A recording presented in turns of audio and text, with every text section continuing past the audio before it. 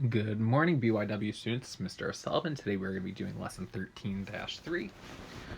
It's actually two lessons in one because I think you guys can handle it. Today we're going to be learning about radians and circle measurements and arc length. So if you ever look at your calculator when you hit mode, it's either in degree mode or radian mode, giving you a heads up. Radians actually do exist. Radians pop up a lot in Algebra 2 next year. When we graph, we typically want our scale to be in radians when we graph anything having to do with trig or circles. Not circles, just trig. So what is a radian? Up to this point, we have measured angles only in terms of degrees, and most work involving applications of trig angles are measured in degree. But the thing is, when you progress to higher and higher levels of math, the use of radian measures of angles is preferred because it's a little more universal.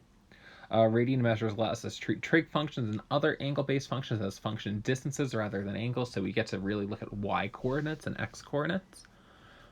A radian is a portion of the circumference of the circle that has the same length as the radius. Circumference, which is just your perimeter or your distance around the circle, is measured in terms of pi. Therefore, radians are also going to be measured in terms of pi. So before we go into the arc length of this lesson, we have to learn how to convert from degrees to radians and radians to degrees. So whenever you have something in degree measure, you simply just multiply it by pi over 180. You don't type the pi key in your calculator. You really just divide by 180 and then hit math frac. Okay? When you do radians to degrees, you simply multiply by 180 over pi, and the pi's are going to cancel out, so you don't even need to type pi into the calculator. Here's the issue. You're not always going to be told how to convert to degree, which one you're converting to, so you need to realize when you're in degrees and radians. You're in degrees whenever you see this little degree sign or symbol.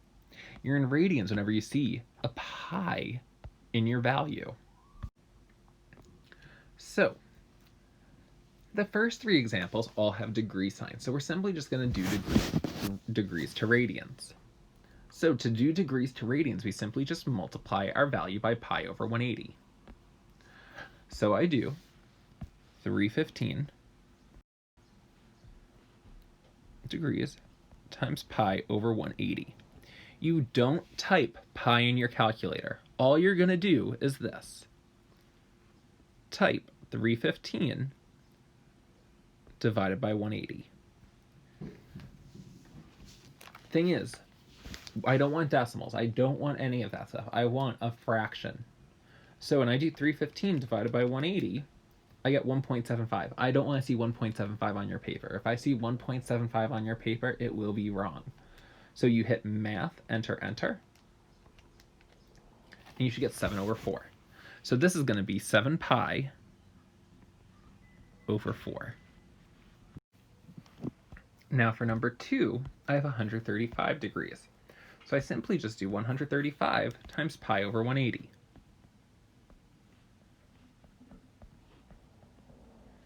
Remember, all I'm typing in my calculator is 135 divided by 180. When I do 135 divided by 180, I get 0.75. 0.75 is 3/4. So I write 3 pi over 4. Try to do 36 degrees by yourself. I just multiply by pi over 180. Do 36 divided by 180. I get 0.2, which is really just 1 pi over 5, which is the same thing as pi over 5, the exact same answer. Now for the bottom portion, where all of our new number expressions have pi in them, we simply multiply by 180 over pi.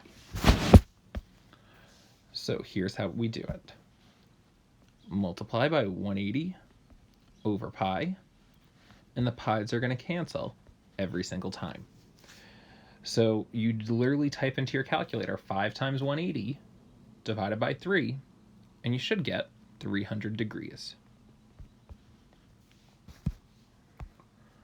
Now for 9 pi over 20. Try to walk yourself through the procedure.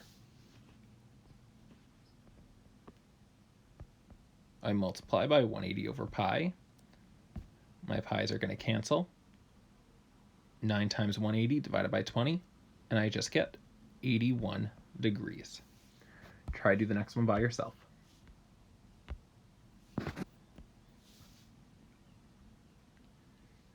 Multiply by 180 over pi. Pi's cancel. I just do 4 times 180 divided by 15, and I get 48 degrees. Now what we're going to do is we're going to go to the back, and we're going to learn how to find the arc length of a circle. So what we talked about yesterday was that arc length is actually basically a degree value, but arc length is going to be looked at a little differently today. Arc length, we can actually find the length in whatever units it's being measured in. So the arc length of an arc is the physical distance along the circumference between the 2 points of the arc. The full arc length of a circle is its circumference. So here's the formula we're going to be using. Arc length equals central angle over 360 multiplied by your circumference. And if you don't remember what your circumference is, it's 2 pi r. So in circle B with the measure of angle ABC equal to 68 degrees and AB equal to 4 units, find the length of arc AC rounded to the nearest hundredth. So I'm going to label this. So angle ABC is 68 degrees and AB is 4 units. So the formula states that we take our central angle and divide it by 360. In this case, our central angle is 68 degrees. Just giving you a heads up, arc length is typically used with the letter S. Not sure why, but we just use the letter S for it. So S equals your central angle of 68 divided by 360 times 2 pi times your radius of 4. We type this into our calculator exactly as it's written.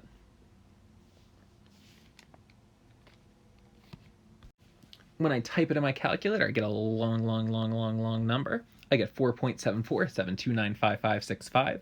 It says to the nearest hundredth, so that is 2 decimal places. 10th hundredth. So my arc length is 4.75. And that's your final answer. So here's your next task. Make sure you complete your independent practice, which is a few questions on converting between degrees and radians and degrees and finding the arc length of one example.